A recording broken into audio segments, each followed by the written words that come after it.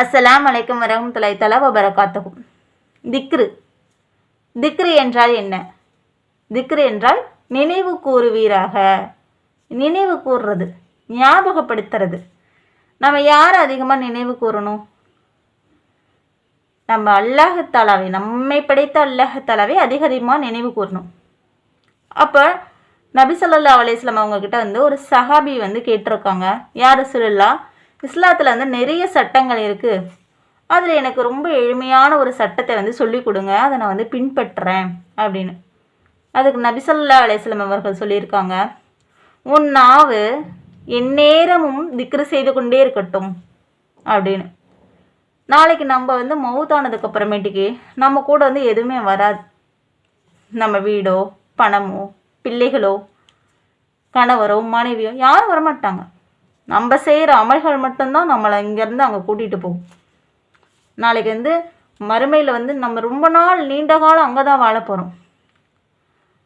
இப்போ நம்ம வெயிலில் போகிறோம், எங்கேயாவது ஒரு நிழல் இருந்துச்சுன்னா நிற்கணும், நல்லாயிருக்கும் அப்படின்னு தோணும். சில பேர் என்ன பண்ணுவாங்க, சில விதைகளை போட்டு விதைச்சி வைப்பாங்க. நாளைக்கு அது ஒரு மரமாக மாறி நமக்கு நிழல் தரட்டும்னு. நாளைக்கு மறுமையில் அவ்வளோ பெரிய மைதானத்தில் சூரியனுக்கு மிக அருகாமையில் நம்ம நிற்கும் பொழுது எவ்வளோ வெப்பம் இருக்கும். அதுலேருந்து நம்மளை எப்படி நம்ம பாதுகாக்கிறது?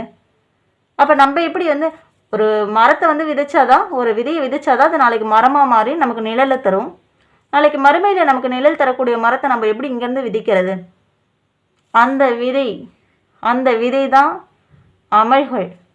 அந்த அமல்களில் ரொம்ப எளிமையான அமல் அல்லாஹ்வை திக்ரு செய்வது. ரொம்ப எளிமை. அனைவருக்கும் தெரிந்த களிமாக்கள் தான், அனைவருக்கும் தெரிந்த சூறாக்கள் தான்.